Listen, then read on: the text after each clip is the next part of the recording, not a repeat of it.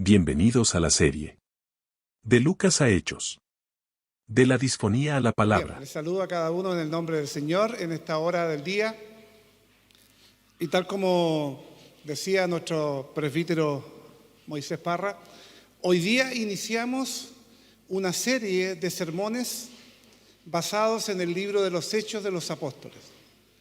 Quizá muchos se preguntarán por qué el libro de los Hechos de los Apóstoles. Informar que el objetivo, que la misión de nuestra iglesia y la visión están relacionados con esto. La visión que tenemos como iglesia es que este mundo está completamente perdido.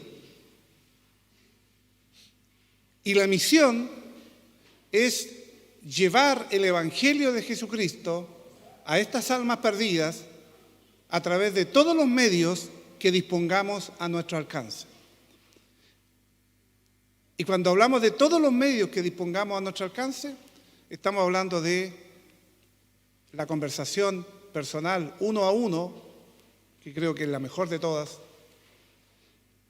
el sermón a través de los domingos que vamos a estar los diferentes hermanos entregándola en forma sistemática y ordenada, a través de las diferentes plataformas como las que estamos ahora transmitiendo y donde hay muchas personas que están escuchando, creyentes y también no creyentes que de una u otra forma el Señor va a permitir que allí lleguen a escuchar,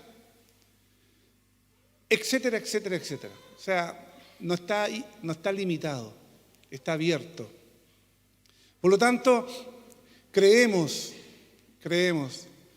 que para que difundamos el Evangelio no hay nada mejor que predicar del libro de los Hechos de los Apóstoles, donde vemos allí a los creyentes esparciéndose, a los apóstoles, a los discípulos, esparciéndose por todo el mundo, el entonces conocido, a través del Imperio Romano, predicando la palabra de Dios. ¿Cuál es nuestra misión y cuál es nuestro desafío? Como decía en la oración nuestro presbítero Moisés, que seamos conmovidos no por el predicador, porque el predicador es un mero instrumento. Si vemos nosotros el libro de los Hechos, la gente fue conmovida por la palabra que era entregada por sus siervos. Por lo tanto, independiente quién esté aquí entregándola, lo más importante y lo que realmente debería conmovernos es la palabra de Dios que deba alcanzar a nosotros. Y es la palabra de Dios, como la hemos cantado también a través de estos cánticos, es la que transforma, la que cambia a través del Espíritu Santo. Por lo tanto, este libro de los Hechos de los Apóstoles es, creemos, el más indicado para desafiarnos a nosotros y, como alguien dijo muy bien, no quedarnos en Lucas, en el Evangelio de Lucas, sino quedarnos en la carta a los Hechos. Y vamos a explicar por qué ese juego de palabras. Quien escribe este libro de los Hechos es Lucas, que tenía como profesión médico. Además tenía dotes de historiador. Un paréntesis, vamos a iniciar también en este mes los estudios bíblicos. Y los estudios bíblicos también lo vamos a hacer en base al libro de los Hechos. Porque los predicadores no hacemos un estudio bíblico de este caso del capítulo 1, sino que buscamos encontrar el sentido que Dios quiso en este tiempo entregar a través de su palabra y lo que quiere en el día de hoy que nosotros entendamos. Pero el estudio bíblico ya es más profundo y toca otros aspectos que nosotros los predicadores no lo vamos a tomar porque si no sería una predicación eterna. Por lo tanto, también vamos a invitar para que los días viernes a las 20 horas seamos partícipes, porque vamos a complementar eso. Y durante la semana vamos a estar entregando diferentes materiales audiovisuales para que complementemos esto. O sea, la idea es empaparnos en la semana del libro de los Hechos, en el capítulo que corresponde, de tal forma que Dios hable a nuestros corazones de una manera muy profunda. Cuando Lucas dice aquí en el libro de los Hechos, en el primer tratado, oh Teófilo, o sea, en el primer libro, Teófilo era un destinatario, era quien seguramente pidió a Lucas escribiera y relatara la vida de Jesús. Y ahí vemos a Lucas escribiendo el Evangelio de Lucas. Entonces, cuando ustedes ven en el libro de los Hechos que Lucas dice en el primer tratado o en el primer libro, querido Teófilo, está señalando al Evangelio de Lucas, que había sido el primer libro que él había escrito a Teófilo con la finalidad de dar a conocer a Jesús. Pero vemos aquí el mensaje del reino. Pero también presenciamos la expansión de la iglesia, cómo la iglesia comenzó a expandirse y cómo el mensaje de la gracia de Dios comenzó a llegar a muchas gentes, a muchas personas. Es, de una u otra forma, la historia de Dios, obrando en la iglesia por medio del Espíritu Santo. Y una de las cosas que a mí me llamó la atención, en la mañana estaba leyendo algo y alguien puso un texto que me pareció a mí muy claro y dijo: la iglesia no nació en Pentecostés, la iglesia nació en el huerto del Edén. Después que pecó Adán y Eva y después que recibieron los castigos correspondientes, vino el evangelio de la gracia allí para Adán, para Eva y para las siguientes generaciones. Y allí comenzó a conformarse el conjunto de creyentes que a través de la gracia del Señor comenzaron a través de la historia a recibir el mensaje de Dios. Y creo y estoy de acuerdo con eso. Aunque institucionalmente podríamos decir con Pentecostés, pero siempre Dios a través de la historia, su palabra ha sido predicada y ha ido reuniendo a los creyentes, que no era por la ley ni por las obras, sino que la gracia era la que obraba allí en ese entonces.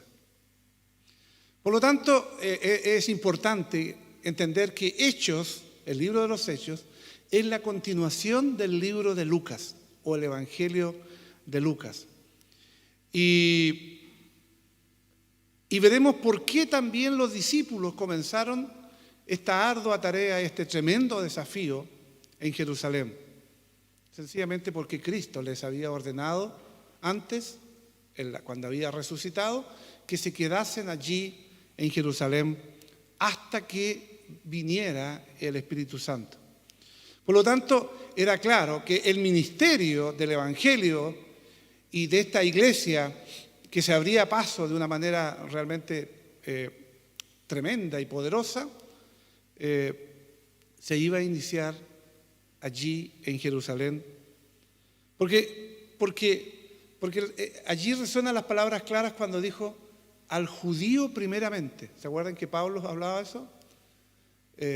No dijo al judío exclusivamente, como mucha gente creía, sino que al judío primeramente. Por lo tanto, era necesario que ahí en Jerusalén fuera predicado el Evangelio, pero no de manera exclusiva. Por lo tanto, lo que hace el libro de los Hechos es retomar la narración de Lucas en su Evangelio. Continuó enseñando a través de la iglesia aquí en la tierra. Y una cosa importante, si aquí vemos nosotros el Evangelio de Lucas, relata el ministerio de Cristo en la tierra, en su cuerpo físico. Relata, como Marcos, como Juan, como Mateo, la vida de Jesús físicamente aquí en la tierra. Pero luego Lucas se centra en el libro de los Hechos y relata su ministerio desde el cielo, pero a través de su cuerpo. ¿Y cuál es su cuerpo? La iglesia. Era la iglesia, entonces, que tomaba allí un lugar importante. Y el Espíritu Santo, como Dios mismo, estaba allí obrando. Por lo tanto, queridos hermanos, los creyentes le piden a Cristo ascendido que les muestre a qué hombre deben elegir como apóstol. Ese fue quizá uno de los primeros trabajos que tuvieron que hacer. ¿Por qué le piden al Señor? Porque ellos comenzaron a entender, y eso es lo que también nosotros debemos entender, queridos hermanos, que quien añade creyentes a la iglesia no es el pastor, ni los presbíteros, ni los predicadores, sino que es Dios, sino que es Jesús. Y lo refleja justamente después, en el siguiente capítulo, cuando dice que el Señor añadía a la iglesia los creyentes. El Señor añadía. Aquí no dice Pablo añadía a la iglesia, no dice Juan añadía, no dice los discípulos añadían. Sí, los discípulos, los apóstoles, eran usados por el Señor. Pero de quién era la obra y quien obraba realmente allí era el Señor a través de su Espíritu Santo. Ahora tiene sentido entender que todo cristiano debe salir de Lucas. No estoy diciendo que no deba creer el Evangelio de Lucas. Debe salir del Evangelio de Lucas y entrar al libro de los Hechos. ¿Por qué? Porque saber acerca del nacimiento de Jesús, saber acerca de la vida de Jesús, saber acerca de su muerte, saber acerca de su resurrección, es excelente y es buena y es necesaria para nuestra salvación, pero no para el servicio lleno del poder del Espíritu. Porque si nos quedamos en Lucas, nos vamos a quedar sorprendidos y maravillados de lo que es el Señor. Pero cuando pasamos a Hechos, ese Jesús sorprendente y maravilloso es el que nos llama a ir y predicar el Evangelio, a ir y anunciar estas buenas nuevas a través de todos los medios que tengamos a nuestro alcance. Por eso no nos quedemos en Lucas, pasemos después de Lucas. Necesariamente tenemos que pasar por Lucas primero, porque si no sabemos quién es Cristo, si no sabemos quién es el Señor, no vamos a saber qué predicar y qué enseñar realmente. Por lo tanto, debemos identificarnos con Él como nuestro Señor ascendido y permitirle que obre también a través de nosotros en el mundo. Y no necesariamente tengamos que salir a otro país, a otra ciudad, a otro continente. Es donde nos desenvolvemos, donde vivimos, donde actuamos. Porque debemos entender, queridos hermanos, que la iglesia no es meramente una organización involucrada en un trabajo religioso. Aunque tenemos como iglesia personería jurídica, porque legalmente debemos estar constituidos, pero debemos entender que la iglesia es mucho más que eso. La iglesia es un organismo divino. Es el cuerpo de Cristo aquí sobre la tierra, a través de la cual su vida y poder deben operar. Y somos nosotros, su cuerpo, es el que debe articularse y el que se debe mover y el que debe llevar estas buenas nuevas. Por eso la visión que tenemos como iglesia de ver un mundo que está perdido, lo entendemos, que Cristo murió aquí, en este mundo perdido, y nosotros debemos dar nuestra vida para traer este mundo perdido a Cristo. No sabemos quién va a ser llamado. Esa parte no nos corresponde a nosotros. Esa parte es de Dios. Está dentro de los misterios de Dios. Lo que nos corresponde a nosotros es anunciar este evangelio. ¿Cómo lo vamos a hacer? A través de los medios que tengamos a nuestro alcance. A través de cómo creemos podemos hacerlo mejor. Sin descalificar lo que hace el otro, que lo puede hacer de otra manera. Lo importante es anunciar a Cristo. El medio, en realidad los medios han ido cambiando a través de la historia. Si Cristo hoy día estuviera y hubiese llegado hoy día, estoy seguro que hubiese usado todos los medios de comunicación a su alcance para llevar su evangelio. Pero Él nació, vivió en un mundo donde habían otros medios, y esos fueron los medios que Él usó. ¿Dónde?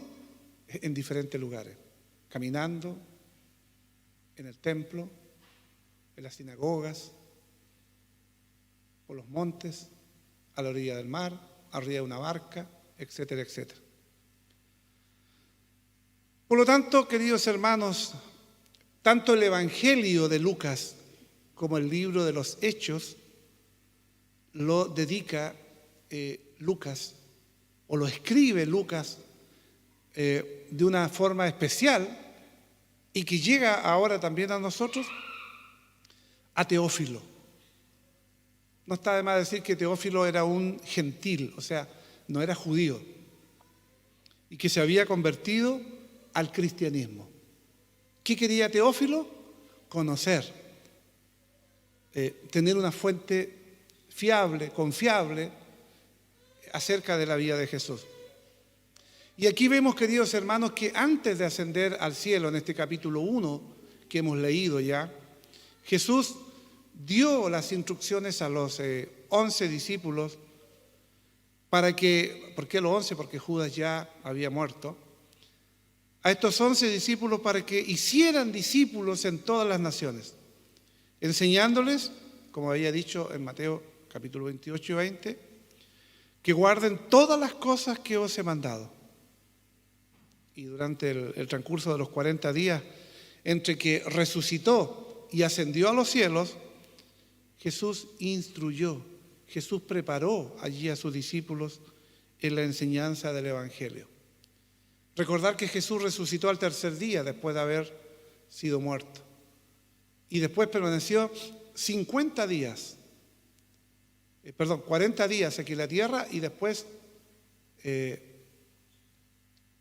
haber ascendido, hubo 10 días donde los discípulos y los apóstoles oraban a Dios, y después de 10 días de haber ascendido al Señor, descendió el Espíritu Santo en Pentecostés, que será motivo de otro sermón.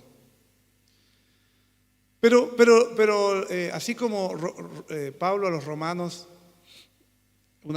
Pablo a los filipenses usa una expresión que a mí me fascina, dando a entender todos los sufrimientos que él había padecido en la cárcel, los latigazos, todo lo que había sufrido por causa de Cristo. Él lo resume en una frase: las cosas que me han pasado.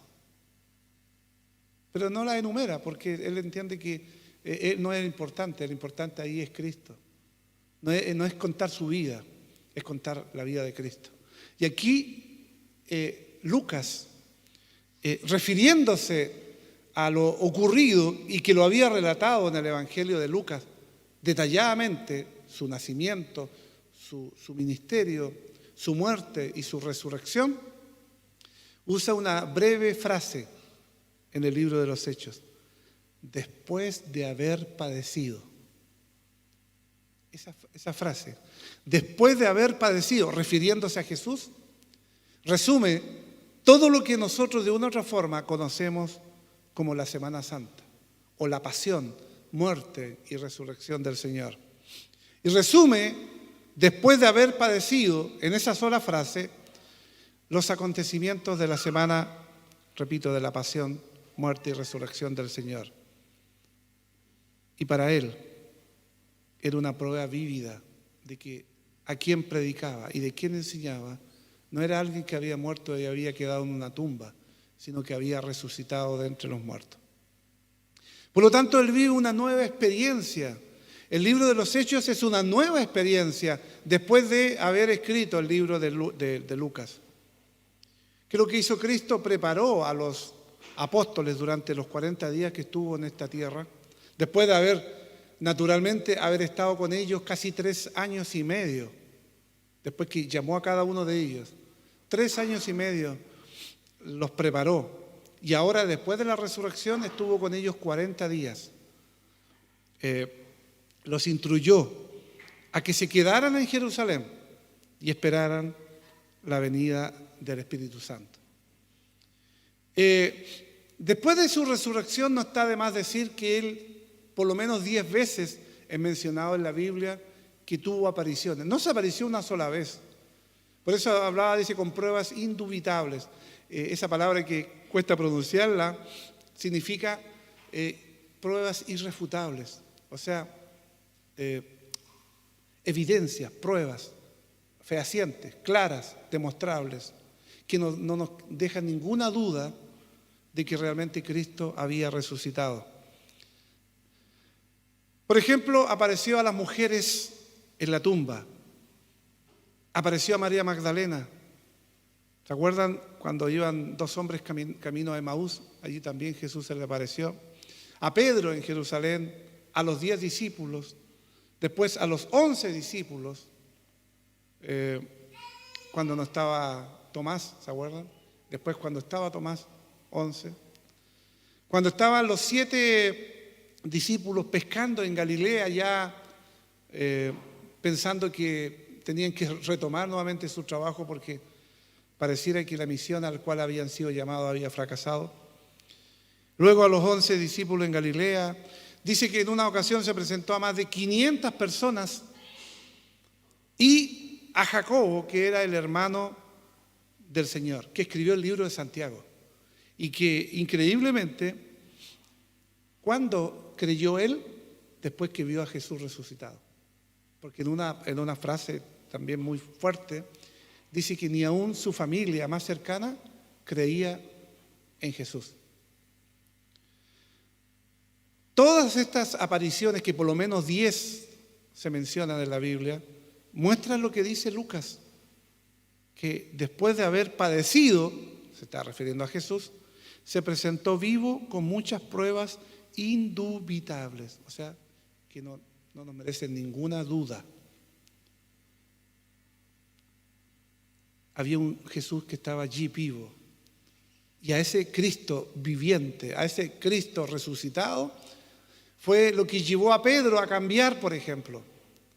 Porque hacía hace muy pocos días que Pedro, incluso escondido en medio de la multitud, fue 3 veces reconocido por mujeres que era uno de sus seguidores. Y las 3 veces negó al Señor por miedo, incluso con imprecaciones y maldiciones, hasta que el gallo cantó. ¿Qué hizo que a ese Pedro cambiara tan drásticamente? Cuando vio al Cristo resucitado. Cuando entendió realmente lo que Jesús durante 3 años y medio había compartido. Y aquí, este libro de los Hechos, en su capítulo 1, nos muestra la ascensión de Jesús. Y tuvo lugar 40 días después de su resurrección y 10 días antes de Pentecostés. ¿Por qué? Porque Pentecostés significa 50 días después. ¿50 días después de qué? De la fiesta de la Pascua. 50 días después de la fiesta de la Pascua venía la fiesta de Pentecostés. Para la fiesta de la Pascua fue crucificado el Señor y resucitó al 3er día. 50 días después venía la Pentecostés. 40 días Él estuvo resucitado y ascendió. Y los 10 días restantes se quedaron allí en Jerusalén esperando la venida del Espíritu Santo. Este reino había llegado y se había instalado en este mundo. Este término, el reino de Dios, que Lucas en este libro lo relata por lo menos 30 veces, o lo menciona 30 veces, resume en cierta forma el corazón de la enseñanza de Jesús. Y el reino es el gobierno de Dios en los corazones y vidas de su pueblo. Es Dios gobernando en nuestros corazones. Y el reino vino a nosotros, el reino está en nosotros. Él nos gobierna y Él nos dirige. Y quienes, como ciudadanos de este reino, hemos recibido la remisión de nuestros pecados, el perdón de nuestros pecados, y formamos parte del reino de Dios. Es más, los apóstoles, respecto a la frase el reino de Dios, entendía que significaba predicar las buenas nuevas de la muerte y resurrección de Jesús y hacer discípulos en todas las naciones. Predicar el reino, entregar el reino, era anunciar a Cristo, el que había muerto por nuestros pecados y había resucitado.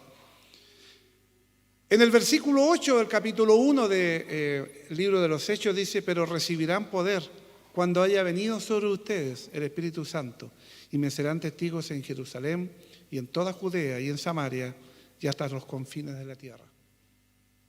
Y aquí Lucas justamente presenta el tema de todo este libro. Y este pasaje contiene la promesa de Pentecostés, 50 días después de la Pascua, y el mandato de ser testigos de Jesús. Incluso menciona las áreas geográficas: Jerusalén, donde estaban; Judea, que era la provincia donde estaba localizada Jerusalén; Samaria, que era una ciudad que está, un pueblo, una región que estaba cerca de ellos, y hasta el fin del mundo. Es como que si Jesús llegara acá a anunciarnos esta buena nueva, diría: y ustedes, queridos hermanos, deben ser testigos de mí aquí en Chillán, en Ñuble, que es la región, en Maule o en Biobío, que es la región circundante, y hasta lo último de la tierra. Eso es lo que el Señor quiso decirles. Y estaba la promesa: pero cuando venga el Consolador, que es el Espíritu Santo, a quien yo os enviaré del Padre, dice Jesús, el Espíritu de verdad, el cual procede del Padre, Él dará testimonio acerca de mí. Entonces, el Espíritu Santo no es una mera fuerza inanimada, incluso no es una fuerza animada como piensan los testigos de Jehová y otras sectas que niegan la deidad de Cristo y niegan la deidad del Espíritu Santo, sino que es la tercera persona de la Trinidad. Es la promesa del Espíritu que se origina en el Padre. He aquí, yo enviaré la promesa de mi Padre sobre vosotros.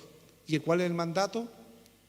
Solo a través de la llenura de ese Espíritu Santo pueden los discípulos ser testigos de Cristo. Si Cristo no llega a nuestras vidas, ¿de qué vamos a predicar? Si no somos llenos del Espíritu Santo, no vamos a ser motivados ni llevados a predicar del Evangelio. Vamos a ser cristianos submarinos, sumergidos, escondidos, ocultos. Pero el Señor quiere que seamos testigos de Él. Y me serán testigos, dice. Aquí en este libro de los Hechos, este término testigos tiene un significado doble. Primero, se refiere a la persona que ha observado un hecho o un acontecimiento. Y segundo, se refiere a la persona que presenta un testimonio por medio del cual defiende y promueve una causa. Por eso, cuando los apóstoles tuvieron que elegir al sucesor de Judas, quien había traicionado al Señor, tuvieron que buscar un testigo ocular de la vida de Jesús, que lo había seguido, que había estado con el Señor. Por lo tanto, Jesús encarga a Matías proclamar el mensaje de su resurrección, no por un simple capricho, sino porque él había sido un testigo ocular de los principales hechos de la vida de Jesús. Y el Evangelio de Lucas dirige la atención a Jerusalén, donde Jesús sufre, donde Jesús muere, donde Jesús resucita de la muerte y asciende. Pero ahora el libro de los Hechos enfoca la atención sobre Roma, como el destino del Evangelio de Cristo. De Roma, las buenas nuevas alcanzan a todo el mundo. No solamente en Jerusalén, sino que el Evangelio también debía alcanzar a todo el mundo. Y Roma que era el imperio, la capital del imperio romano, simbolizaba, en que ellos, sobre todo en la construcción de caminos, en los medios de comunicación, eran los más avanzados en ese tiempo. Por lo tanto, llevar el Evangelio a través de esos medios de comunicación que tenían, de transporte y de todas esas vías y caminos que construyeron, que incluso hay algunas que todavía existen, de una u otra forma, era llevar el Evangelio a todo el mundo del entonces conocido. Y ahí vemos la ascensión de Jesús a los cielos, este acontecimiento histórico ocurrido como testimonio. Y habiendo dicho estas cosas, dice el versículo 9, fue levantado. Mientras ellos miraban, una nube le ocultó de sus ojos. Y Lucas registra aquí este hecho de la ascensión de Jesús en tan pocas palabras que es sorprendente. A Lucas lo que le interesa es que Jesús deja el escenario de este mundo y entra a la gloria celestial. Pero hay otros pasajes también, queridos hermanos, de la Escritura. Sabemos que una nube ocultó, dice, la gloria del Padre. Y el versículo 10, mientras ellos se fijaban en el cielo, entre tanto que Él se iba o ascendía a los cielos, al instante, dice, se juntaron a ellos dos varones con vestidos blancos. Y versículo 11, y dijeron, varones galileos, ¿por qué están aquí mirando al cielo? Este mismo Jesús que ha sido tomado de ustedes al cielo, volverá en la misma manera en que le han visto ir al cielo. Y justamente describe la emoción aquí Lucas que experimenta el ser humano ante la despedida. Sin embargo, si hay algo de tristeza en este caso, es disipada con la aparición de los ángeles. Los ángeles han venido a transformar esa tristeza al ver los discípulos, su maestro irse de ellos. Pero los ángeles vienen a transformar esa tristeza de esa despedida en gozo. Y les asegura a los discípulos que aunque Jesús ha ascendido desde el cielo, Él los dirigirá para que cumplan la tarea. Y para decirle que Cristo también volverá en el tiempo señalado. Y esa esperanza, sin lugar a duda, que cambió su tristeza de despedida en esperanza de que ese Jesús, así como ascendía al cielo, un día también volvería para estar con nosotros para siempre. Regresará. Y esa es la gran esperanza, y eso es lo que mucha gente ignora. Si hay mucha gente que ignora que Cristo vino a esta tierra por primera vez, muchísima más gente ignora que Jesús volverá por segunda vez y regresará físicamente con un cuerpo glorificado semejante al que resucitó y se fue al cielo. Y esto es consecuente, queridos hermanos, con su carácter y su palabra, que Él atiende a su iglesia tanto en materia de crecimiento como en la preparación de un lugar para sus seguidores. Jesús no se fue y nos dejó abandonados para nada. Primero, la entrada de Jesús al cielo con un cuerpo humano glorificado es nuestra garantía de que nosotros también un día seremos transformados. Nuestros cuerpos, allí muchos de los que ya perecieron, convertidos en polvo, en ceniza, resucitarán, dice. Y esos cuerpos serán transformados en un cuerpo glorificado. Y con ese cuerpo glorificado vamos a poder ver al Padre. Con este cuerpo humano pecador no lo podemos hacer. Pero también, en segundo lugar, queridos hermanos, a la diestra de Dios el Padre está nuestro abogado. Allí está Jesús defendiéndonos y allí está intercediendo por cada uno de nosotros. Por lo tanto, cuando oramos a Dios en el nombre de Jesús, dice que también Él perfecciona nuestras oraciones. y las presenta al Padre, allí, a la diestra de Él. Qué lindo es saber que Jesús conoce nuestro anhelo de estar con Él. Jesús conoce nuestras necesidades diarias. Jesús sabe lo que necesitamos y lo que requerimos. Y qué lindo es saber que hay alguien ahí que intercede por nosotros diariamente. Por lo tanto, nuestras oraciones tienen sentido y tienen a alguien que está allí perfeccionándolas y está permitiéndolas, según su voluntad, que se cumplan en nuestra vida. Pero también la ascensión de Jesús y su presencia a la diestra de Dios marca la toma de posesión de su trono real. Desde allí dice, gobierna este mundo, porque Dios el Padre le dio toda potestad sobre el cielo y sobre la tierra. Y todos sus enemigos, como dice Pablo a los Corintios, los pondrá un día debajo de sus pies. Y Él dará el reino a su Padre, y entonces vendrá el fin. Pero ¿qué ocurría mientras tanto con la iglesia? Versículo 14.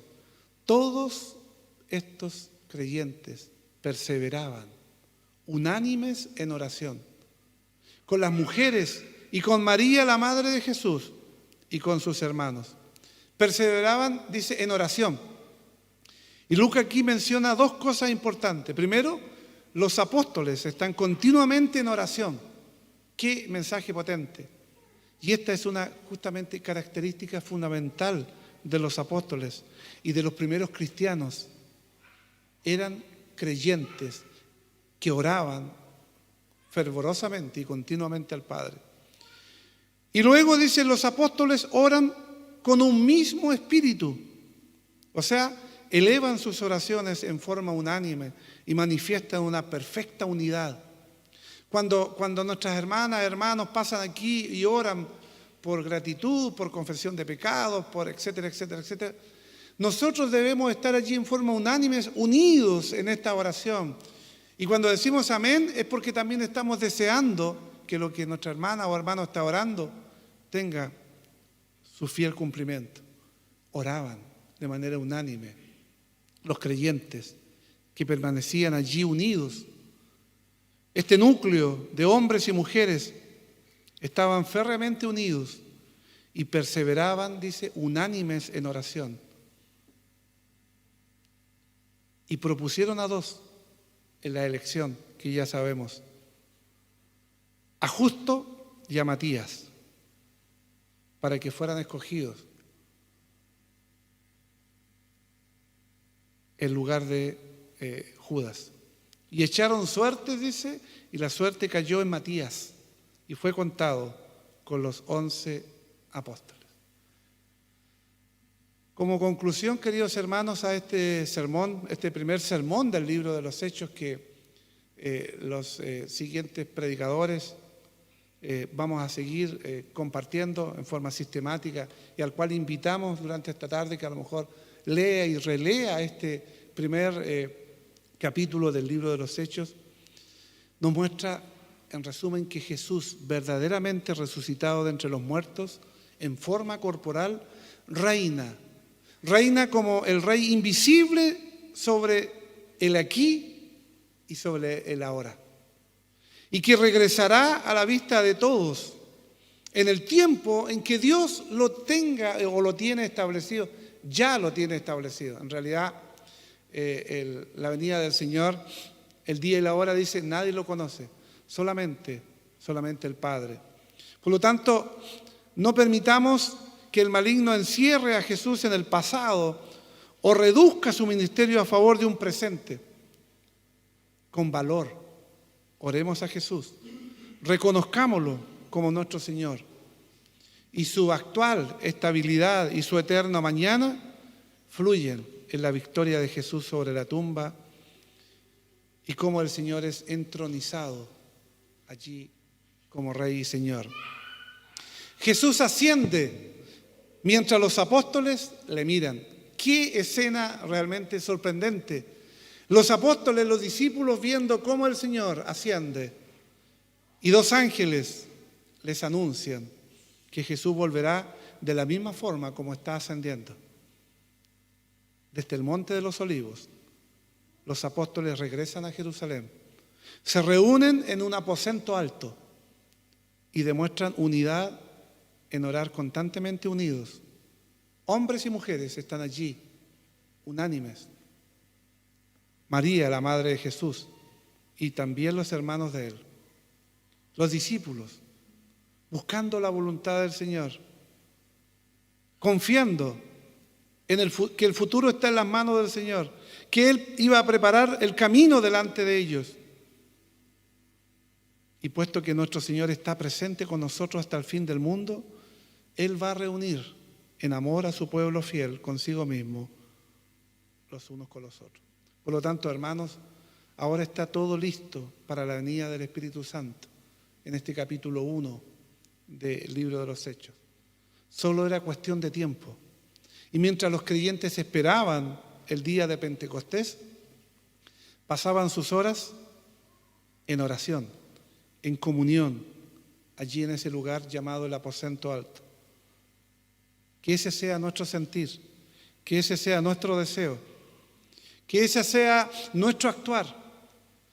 Que mientras esperemos la segunda venida del Señor, estemos unidos, estemos en comunión y estemos anunciando estas verdades.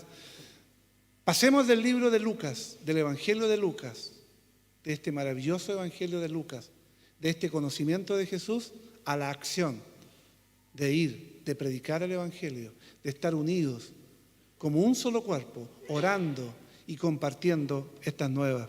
Que así sea nuestro sentir, que así sea nuestro actuar, al desear revitalizar nuestra iglesia, al desear, al ver como decíamos en esta visión, este mundo perdido, nuestra misión sea anunciarles el Evangelio por todos los medios que tengamos a nuestro alcance.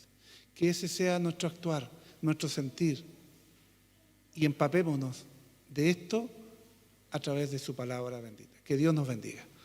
Gracias, Padre bendito, porque eres bueno y porque para siempre es tu misericordia.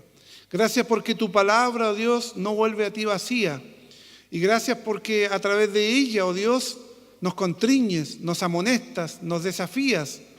Gracias porque es así, oh Dios. Quizás deberíamos estar preocupados cuando esta no nos confronta o no nos desafía o no nos contriñe. Padre, te damos gracias por tu palabra, que es tan clara en este capítulo 1 que hemos predicado. Guíanos, enséñanos, para que ese sentir y ese actuar que tuvieron esos discípulos y apóstoles también sea el nuestro, de proclamar el bendito Evangelio de Jesús a este mundo que está perdido, como en ese tiempo también lo estaba, y que su esperanza solamente estaba puesta en el Señor. Que ese sea también nuestro deseo, que pongamos nuestro sentir y nuestro actuar obedeciéndote en los mandatos que tú nos entregas. Muchas gracias. En el nombre de Jesucristo. Amén. Bienvenidos a la serie. De Lucas a Hechos. De la disfonía a la palabra.